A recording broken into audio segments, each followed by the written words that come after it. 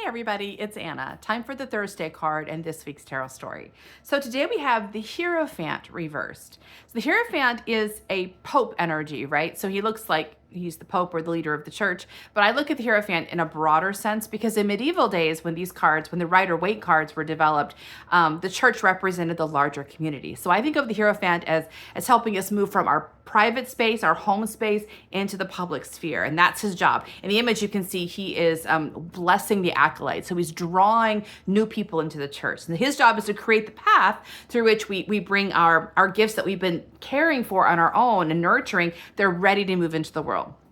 And I see this not as the Hierophant giving us a role, but like helping us create the space and find the space that matches our gifts. Our gifts are specific to us. They're here for a reason. And the Hierophant's job is to help us translate it into the world, right?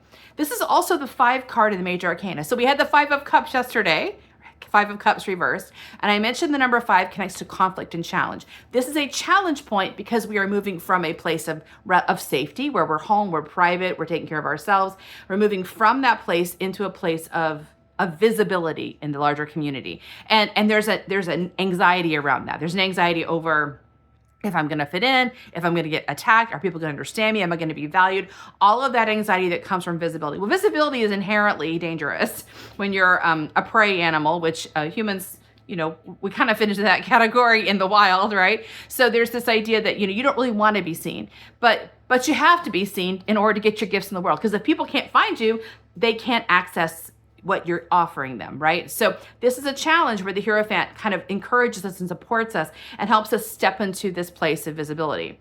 Now, this card came to us reversed, and the reversal of the Hierophant often suggests to me that we are in the world, we're offering a gift, but it's not really the gift we're here to offer. Like we've adapted or we compromised around our gifts, probably because it felt too vulnerable to show up as our real selves, right? So for example, if you're someone who actually is a healer, most of my clients are like natural healers, right? That's just who they are. But healing is very vulnerable. In order to offer healing to others, you have to really be very diligent about caring for yourself and like healing your own work. And this, we've had the full reverse and the 5 of Cups reverse already, which suggests there is some stuff that's not been healed yet, right? So something's holding us back. We're not quite ready to step all the way into that healing energy. So we do something else. Like a lot of my clients, I'd say almost all my clients are really clever people, right? And so they kind of go into the world doing something very linear. Like maybe they're really good at accounting, or they're really good at science, or they're really good at, like, they are teaching certain things that are like very, not that they can't use some of their gifts there, but it's like it's very sideways to what their calling is, right? Because they're kind of stepping into the world's asking for this from them. The world's already saying, if you do this, we will value you, which soothes that anxiety of, am I going to be valued? Am I going to be accepted in the world? So someone's telling you, yes, we value this job, we want you to do it. And you can do it, and you get in there, you're like, yeah, I have these skills, I have this capacity, and I'm going to get resource from this. I'm going to get, accommodation for this. I'm going to get accolade for this. Like that's very soothing when you're moving from the private sphere to the public sphere, because the fear is that you're going to be rejected.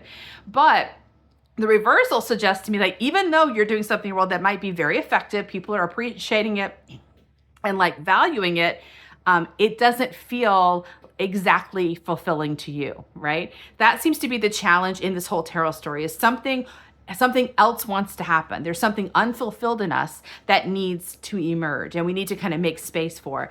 And so that also means that even though others are valuing this and think you're really great at this, you can feel that you're not really bringing the magic you're here to bring. And maybe now that's beginning to change, because the feeling of the compromise, at least for people who work with me,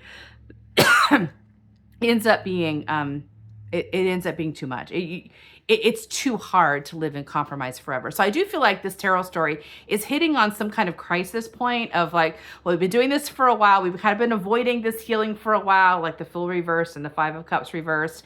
We've been kind of in the world doing our thing, being successful in our own way, but it's just not good enough, because we're not here to be successful. We're here to bring the magic, and the magic in us is trying to get our attention and help us to take the steps that are needed to really free it in the world. So you might consider, what what you're bringing to the world, does it feel fulfilling? Are there pieces that do and pieces that don't? Like, is there something else trying to emerge?